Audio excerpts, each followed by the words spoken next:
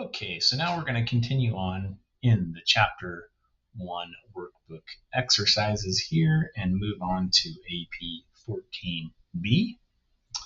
And in this problem, it's going to be very similar to what we saw in AP 8B, just with a few changes to the numbers, obviously. So in this instance, we've got Drew Bernard. The dates are a little different. A few new accounts, but they still fall within the same categories. And hopefully that's one thing that you'll start to notice in accounting is that accounting is all about taking information and organizing it for analysis and things of that nature.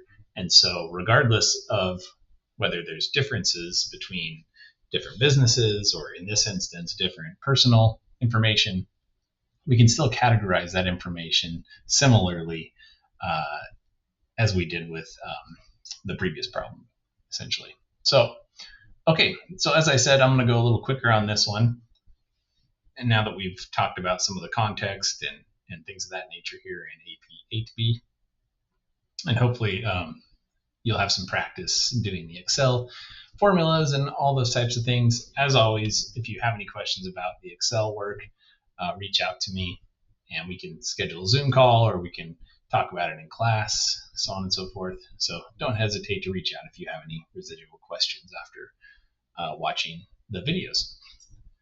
Okay, so like I mentioned, we've got a whole list here of opening balance sheet balances. And we've got assets. Remember all the things that we own. So that would be cash, automobile, boat, instruments, house. And then we've got liabilities, which are things that we owe. And in this instance, we have some student loans, unpaid accounts, and mortgage. And then we have net worth. And remember, our accounting equation tells us if we take all our assets, subtract our liabilities, it equals our net worth. Or another way to say that is that our assets equal our liabilities plus net worth. And that's the way that the accounting equation is typically written. Okay, and then we have some transactions, like I mentioned, very similar to the previous problem. So let's dive right in here. So first step, let's put our opening balances in. So we have cash, we have our automobile, our boat amount, instruments. So we're just taking, not 7,600, not 76,000. And we're just inputting the information here. So that's all of our assets. Then we have our liabilities. So we're going to come over here. Remember, opposite sides of the T accounts for liabilities. And we have 67,000 in school loans, student loans, 8,500 in unpaid accounts. Our mortgage is 250,000. And our net worth is 136,000. Okay. So with that said, let's start looking at the transactions here. So transaction number 1, purchased a piano worth $900 using cash.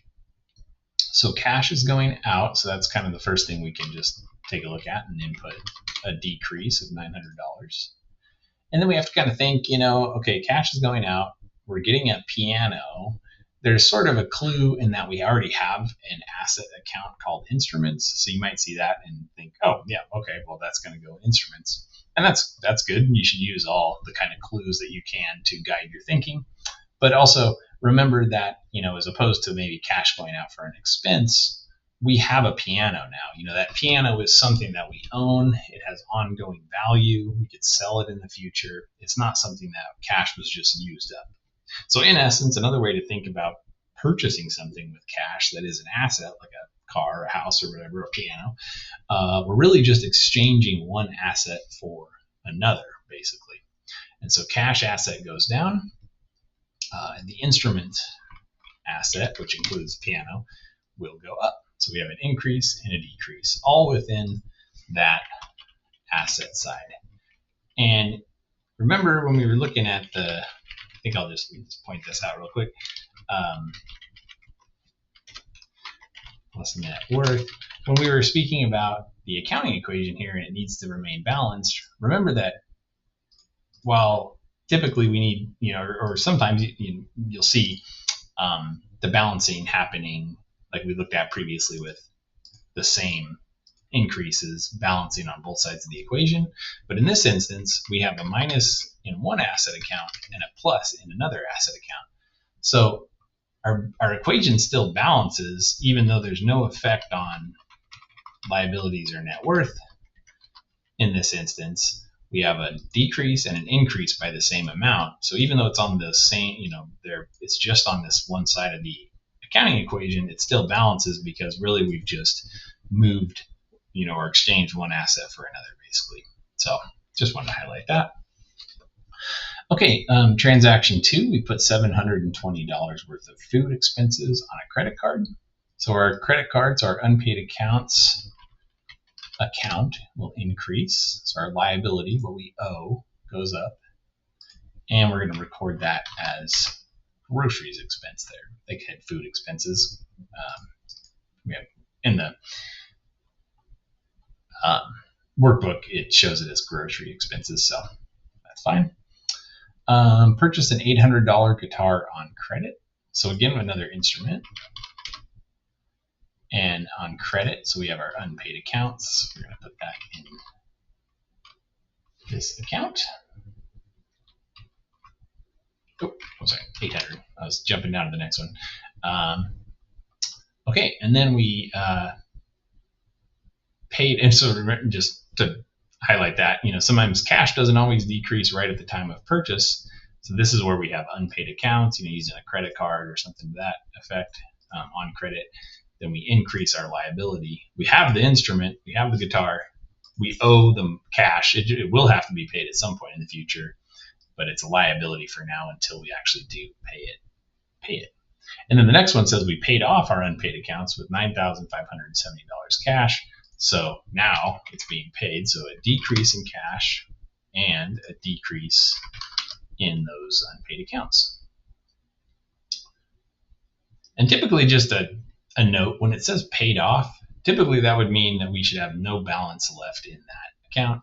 And so just real quick out of curiosity to see if that's the case, let's do our summation on the T account for unpaid accounts right now, just to kind of see. And that's kind of funny. In this instance, I would say it does not completely pay off the unpaid accounts, even though it says paid off unpaid accounts. I mean, you could use that terminology just to mean made a payment, but we do still have a balance in our unpaid. Oh, sorry, 9570. Make sure I did that right. We still do owe $450 for as some portion of the debt that we have outstanding related to purchases. And then the last one, we received $50 of interest on the bank account, and we'll record that as revenue. Okay. So I think that's all in there. So now let's go through and do our summation. So our first thing is just to add up all the increases, add up all the decreases. And let me show you one little trick here. So previously we talked about, we could type in a formula, we could use the auto sum. So one other way you can quickly input a formula is just to highlight the cells that you want and copy those. So we could copy this formula here, and then we could just click into the next cell and paste it in. So if we didn't have a formula yet, so here this formula says we're going to sum B8 to B11. And so we have that there, that's cool. But then we want to essentially do the same thing here and sum up all these. We can just click into that cell with the formula, Control C, that's how I do copy, or you could go to copy up here, same thing, and then paste, Control V, or paste right here. I'll do it with the icon, so copy and then paste, and that will copy that formula but paste it into a new cell. And so it's a quick way just to get the same formula over if that's what you need there. Okay. Okay, then we've got automobile. We've got the boat. None, no transactions happened within those. We'll carry it down, redundancy, but that's okay. increases to our instruments.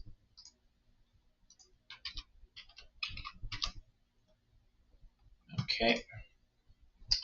And here's just a little navigation thing too, if you all are new to Excel.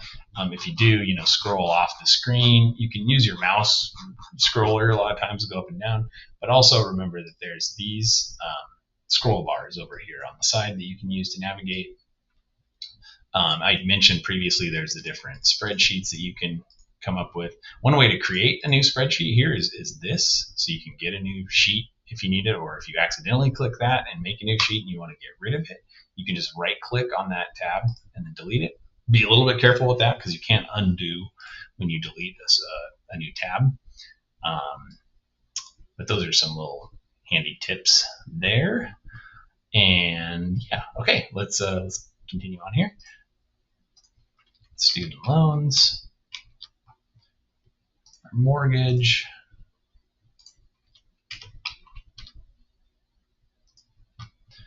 and our net worth. Again, just carrying these down for consistency. Okay. This one has quite a few less transactions, I feel like, as well. I'm going a little faster, but also just less to do in this problem overall. Okay, so now let's calculate our surplus or deficit. And so in this instance, whereas in the previous problem our revenues were greater than our expenses, so we had a surplus, now we've got a deficit. And one thing to note here, about formatting and accounting, etc., something that you'll see often here. So I've kind of pre-formatted these. This is the way that the font, and how the numbers look is basically like an accounting format with no decimals is how I have it set up here. And when you use this format, I'll just type a number in. I'll say 180.79, just random number. Actually, let's add it. Let's make it 1800.79. So here's a number I just typed in. But a lot of times, you want to change that, whether you want dollar signs, whether you want it to look with, have a comma for the thousands. So this little style here, the comma style or accounting, it puts it in this accounting format. So it's going to undo that. So here you see no, comma. And then if you click this type of formatting for the number, it puts it in with the comma. And then if we had originally not shown decimal places, which you can go back and forth with decimals here, the typical standard accounting format, when you click this here, it's going to show you the decimals. And you could show additional decimals by clicking over, or less by clicking this decimal back and forth. So that's kind of a typical accounting format. If you want to have dollar signs, there's those ones. If it's if you're trying to get percents in Excel, there's a percentage function. So if you have, a 0.1, that's, 10%. So you could click that and it'll show you the 10%. And just similar thing, you could get decimals or not, so on and so forth. And there's a whole bunch of date formats. So you could really get drilled down on those. I want to keep it pretty simple for y'all as you're learning Excel, but just know that there is formatting that you can do to change all these things. And one of the big reasons I want to bring this up right now is because we have a deficit again. So we have expenses are greater than revenue, so we're losing money basically in this month. And when you have this accounting format and you do a negative number, it will show as a parenthesis. So it won't necessarily have just the minus like you might be used to. You could put this in let me copy this here and paste it. You could do a numbers format, right? And then you'll see it with no decimal, but now it's showing as the negative you might be more familiar with from kind of handwriting numbers and so on and so forth. You could go in here and say, oh, I want it to be a number to look like that, but I want the thousandth separator, right? But typically when we're working in accounting, we just use this kind of formatting, and then we know that when we see parentheses around a number, that's a negative number. So That's really important, something to keep in mind if you see in a spreadsheet somewhere like that. And it's important because it kind of shows here, if they put this as a surplus, it would be a normal number with no parentheses. But if it's a deficit where you're going to have a negative, now you've got parentheses around it. So if you see the parentheses here, for example, you're kind of going to know right away. This is saying it's either a surplus or a deficit, depending on how these numbers compare. And in this instance, it's a deficit. And so they've put parentheses around the word, which kind of helps you clue into the fact that, yep, we're seeing a negative. It's a deficit. We've lost, money in this month, essentially. So you can think of it, from a business perspective, which we'll talk about in future chapters, as a net loss versus net income, so on and so forth. Okay, so that's our calculation of our deficit.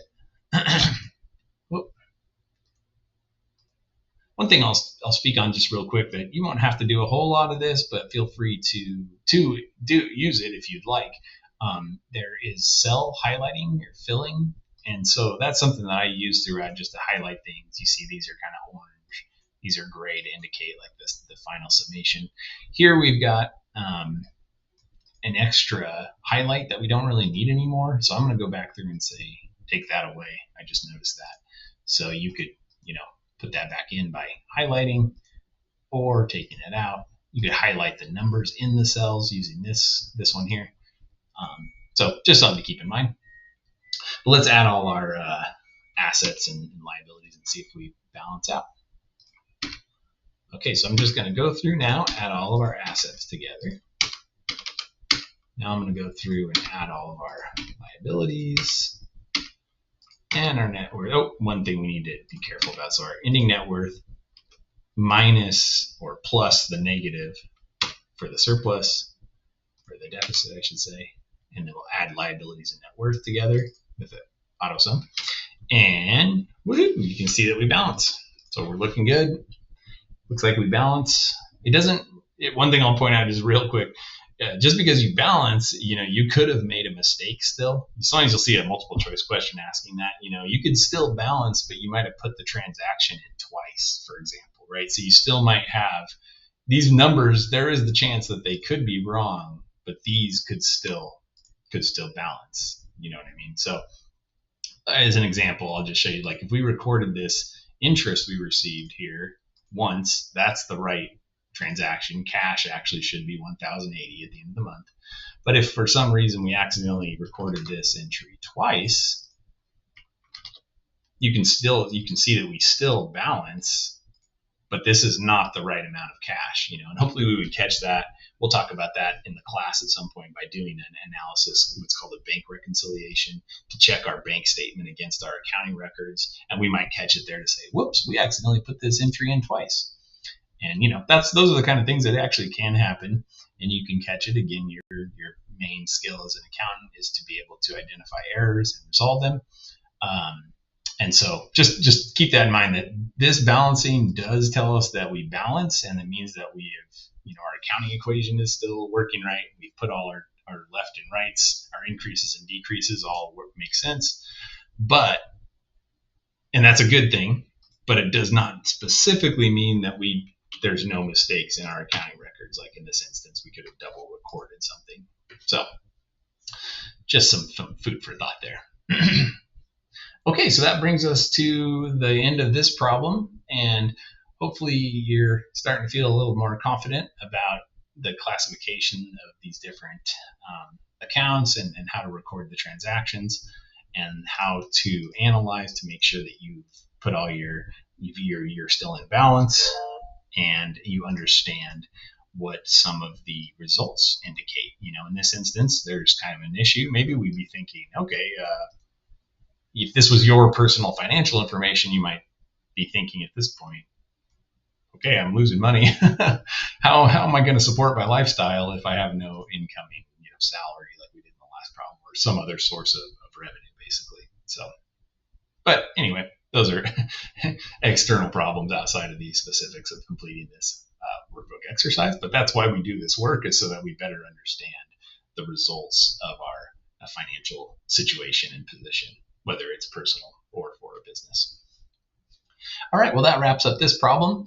I'm going to end this specific video here, and then we will move on to AP 15B in the next video and wrap up this series of the Chapter 1 workbook exercises. Thanks, everyone.